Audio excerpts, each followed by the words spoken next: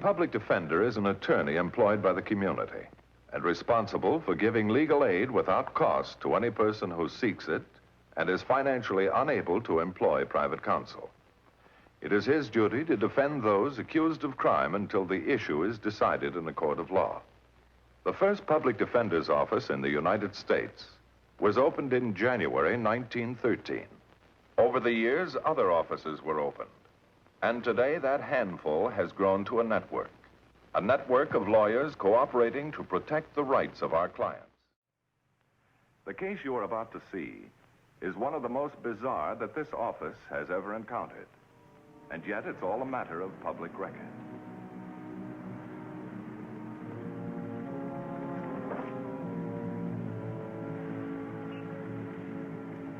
Everything clear on the watchman? Everything clear.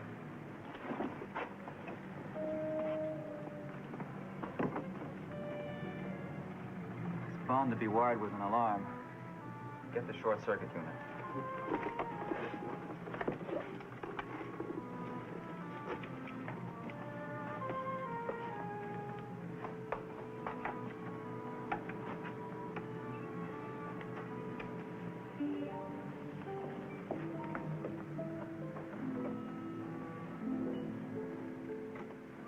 Yep.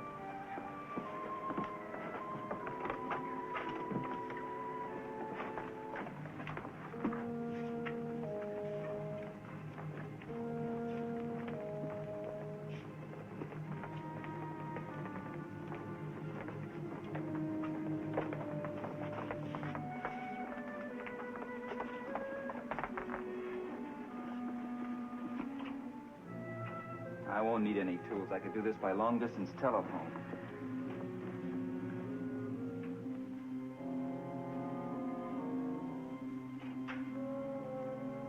Okay, Fred.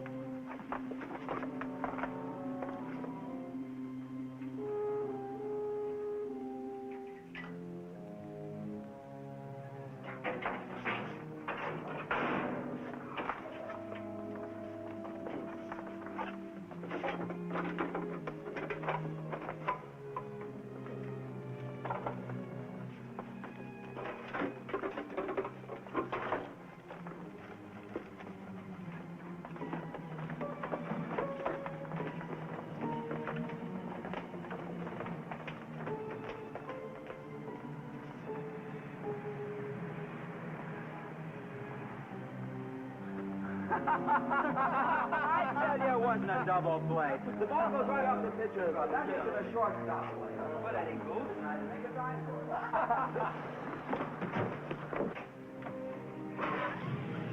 Hey! Hey, you!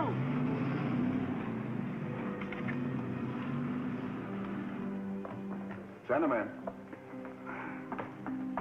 the Heist was a loan company out in the Norwood district. About 4 of them.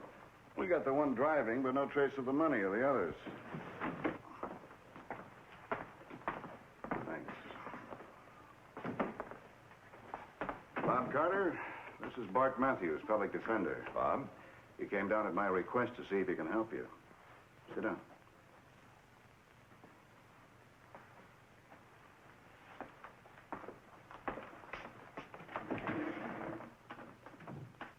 What's the matter?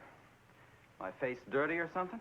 There's going to be more than that wrong with you, Bob, if you don't come off your high horse and realize that I'm here to help you. Why don't you guys give up? I already told the cop I don't know anything. According to what Lieutenant Varga told me, you knew enough to break into that loan company, take a lot of money, and disguise yourself so that you'd be above suspicion. Thanks for the nice words. Now, can I go back to my cell? Bob, don't you realize the seriousness of the charge against you? Suspicion of burglary. That's punishable by 5 years to life in the penitentiary, you know. There's no suspicion. I'm their guy, all right. I know the score. The cop got my license number, and they identified me. I got careless and left my gloves off, so my fingerprints are all over the place. But I've been advised that if you cooperate with the police, the DA's office may ask the court for leniency. You mean I tell you what I know, and even if it don't help, they'll get me a break? That's right. Lieutenant Varga promised me that he'll go to bat for you if you help him clear this up. Okay. You got a deal. All right, Bob, go on. Well, it all started with a guy named Gil. I don't even know his last name. But who was this Gil? One of the nicest, no-good guys that ever breathed air. I don't guess I'd ever met him if it hadn't been for something that happened a couple of months ago. My old man died the year before. Ma had taken a job as a cleanup woman nights so me and my sister, Jenny, could get through school. Things were rough. Okay, Rick, give her the gun.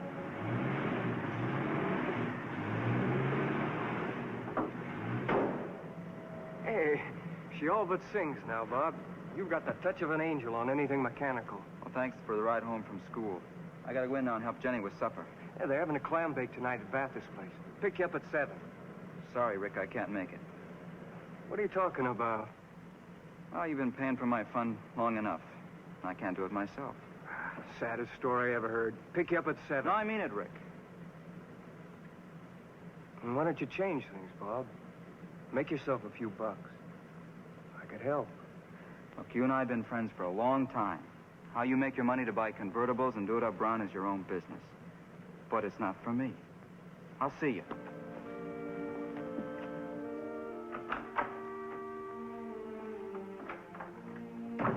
Hi, sis.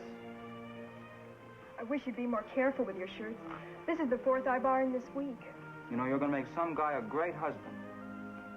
You're not funny, Bob. Not funny at all. Hey, what's the matter?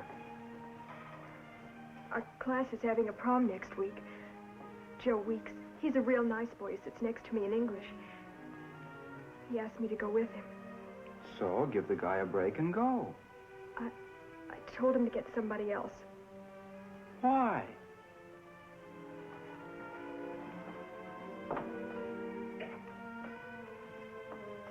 This is the dress that Ma got for me to wear. Like it? Sure, Jenny. I wore it today.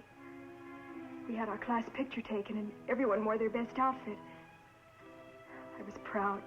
Real proud. I thought I was dressed as good as anybody that... Well, Jenny, honey, I don't get this at all. We just had the picture taken when Margie Stevens comes up. She looks at the dress, and then she laughs and says it's the one that her mother gave to the clothes drive last week. Isn't it a scream? Mom got me a party dress from the clothes drive. One Margie Stevens threw away. Well, I'm throwing it away, too.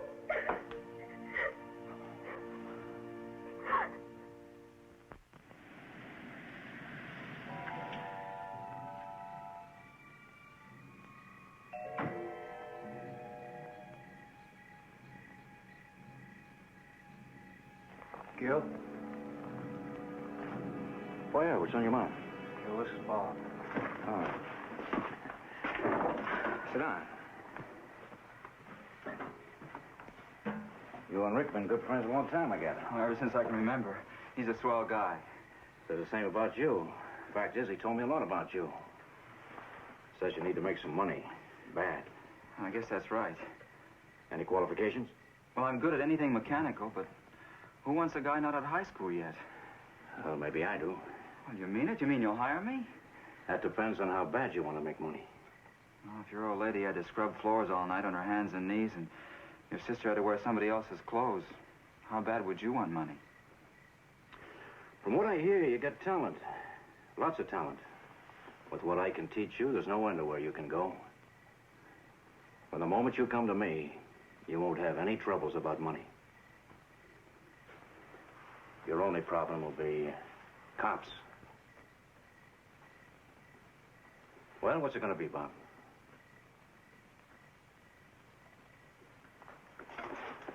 I contact the fellows by phone when there's to be a meeting. Tell them the time and the place. Okay. Oh, Bob, tell your mother to quit that job, huh? And get that sister of yours a new dress. I'll see you.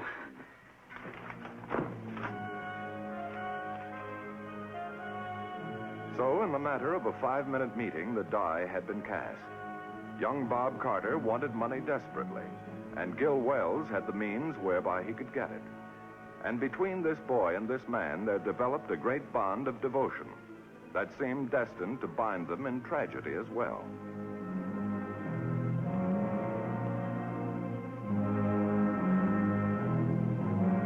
It was a clumsy, careless job of staking out. And you only have Bob to thank for not getting caught last night. Cracking that safe was as fast a job as I've ever seen. He's one of the best. But in spite of the blunders, it was a pretty good week. 3 service stations, a cafe, and a garage. $885.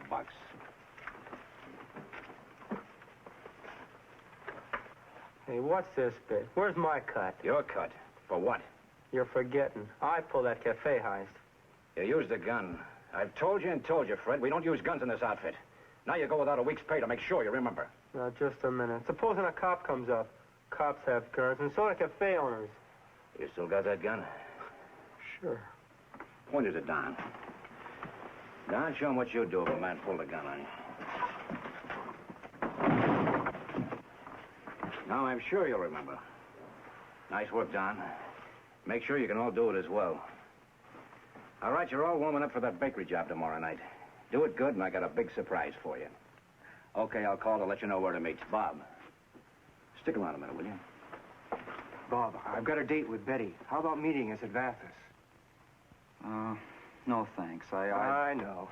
Jenny's alone. Nice guy. Who else in this outfit would think of his sister? Seems like everybody's got something to say to you. Yeah, what do you mean? That's why I asked you to stick around. I wasn't kidding when I told the others you were good. The fact is, you're one of the best I've ever run across. It's crazy. Look at this truck. A regular classroom. It's the craziest thing I've ever seen. What's crazy? You, me, this whole thing.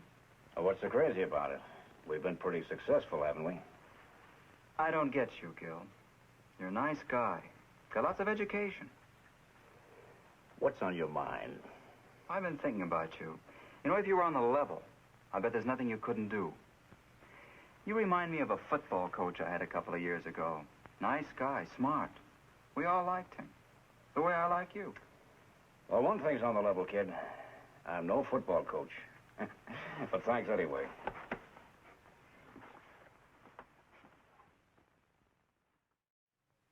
Oh, Bob, we're so proud of you. And grateful, too. Ah, forget it. I'm the man of this house, ain't I?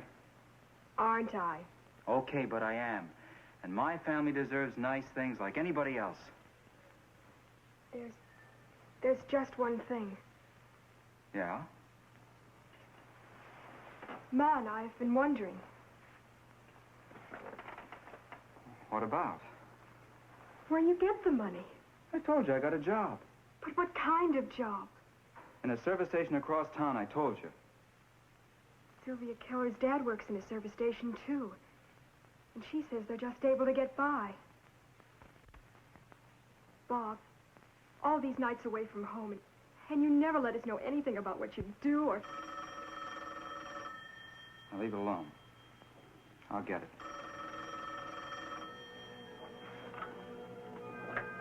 Hello? Yeah. Right. Right. I'll be there. Another one of those phone calls. Where are you going? Jenny, leave me alone.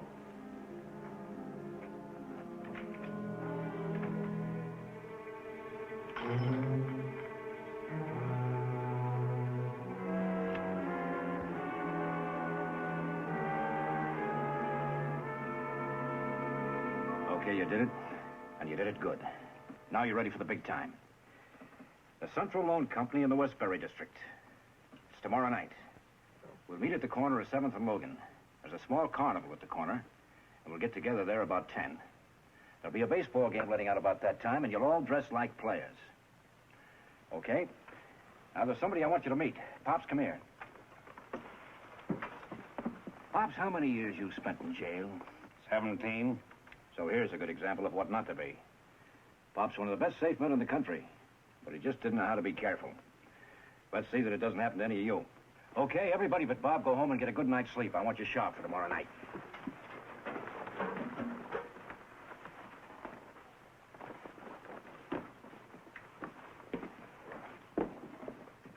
Bob. Pop's got some intricate tumblers for you to work on. Okay, Pop, he's all yours.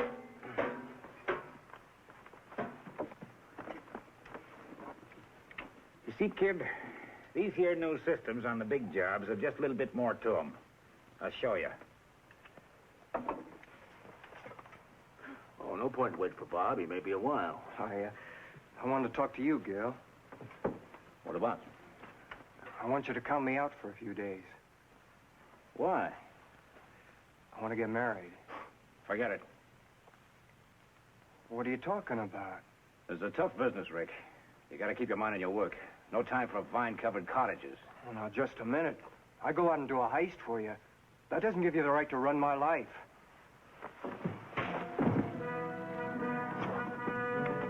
What are you doing to Rick? Oh. Guess I lost my temper. Sorry, Rick.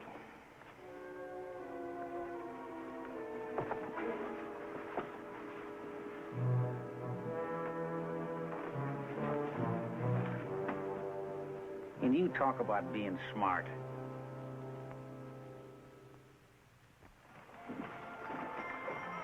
All right, Fred.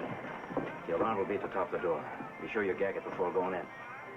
The watchman goes off for coffee in half a minute. What happened to you? You're late. You're supposed to be the one in charge. I just wanted to tell you. After tonight, I quit. I'm getting married.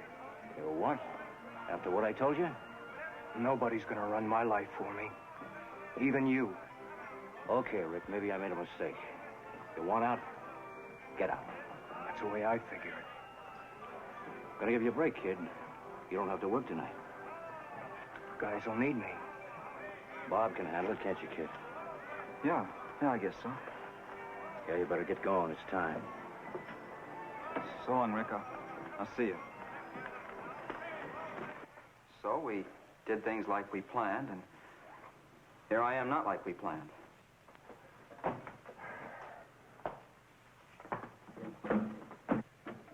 No, you're right. You're not much help. Tough? But you could help. How? Well, chances are this Gil doesn't know that you've been arrested. That means he'll try and contact you by phone. Then I could let the cops know where I was meeting him. That it? Nothing doing. I'm no good, maybe, but I'm not going to do that to Gil. I thought you'd like to see this, Bud. Thanks, Bill. I'll wait outside. And this friend of yours, what's his name? You spell his name. I won't say it's the same guy. Maybe you'll change your mind after what you're about to see. What am I about to see? Nothing very pretty. Nothing very pretty at all, Bob. All right, let's go.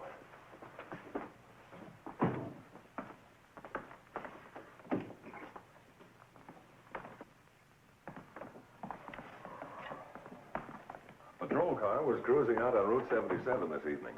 They spotted a convertible off the road. They stopped to investigate, and this is what they found. Rick. He's got 3 bullet holes in his chest. Some honeymooner, Bob.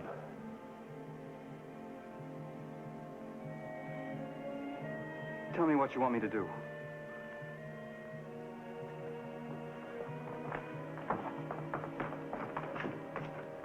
There was only one thing for Bob to do, and that was to go home and sit tight until Gil contacted him.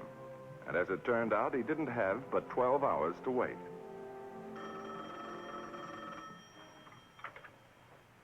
Hello? Yeah, Gil. Bathurst place. Sure. I'll be there.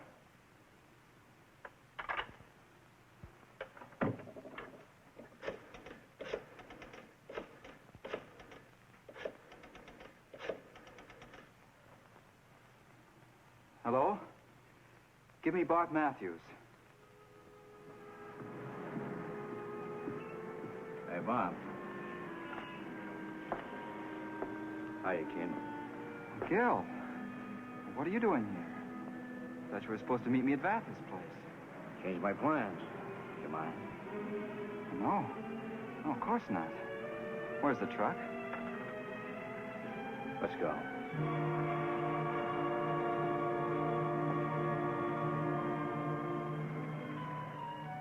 It was a good plan, but there was only one thing wrong. No one had anticipated that Gil Wells would change his mind. Every patrol car was alerted to investigate trucks fitting the description they had been given of Wells' truck. Meanwhile, Bob Carter would be on his own.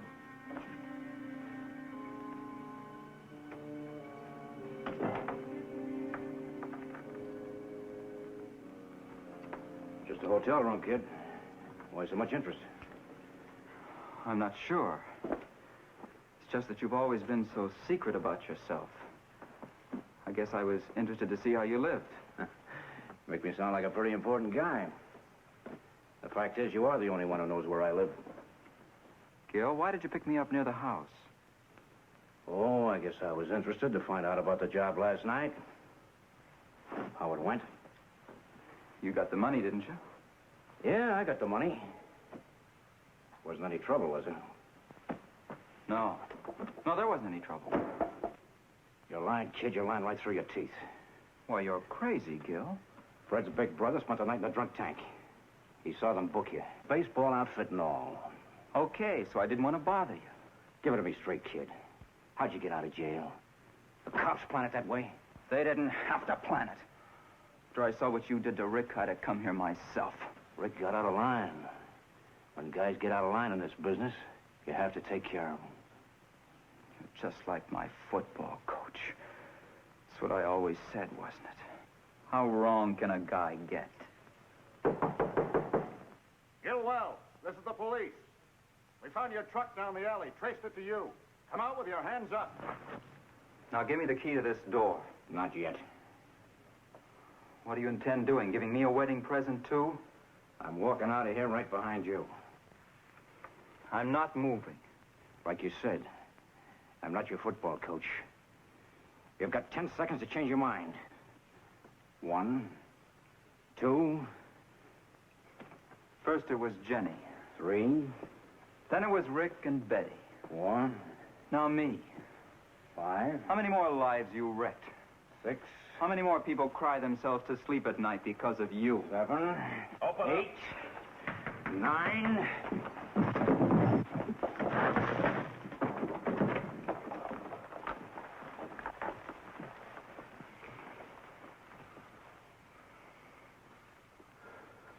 I sure taught you good. At least your coach and I have one thing in common. Take him out.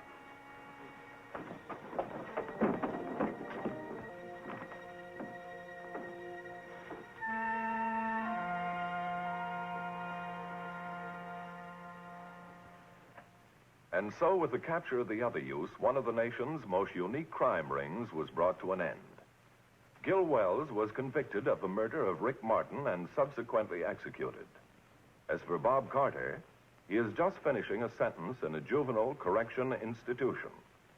Now qualified to earn an honest living, he will soon be paroled to his mother and sister. He has received his master mechanic's license, a much better use for skilled hands. The case you have just seen was brought to a fair and just conclusion through the efforts of a public defender. Tonight, Philip Morris salutes Public Defender Leslie E. Still, City of Long Beach, California, and his staff for outstanding achievement in the cause of justice.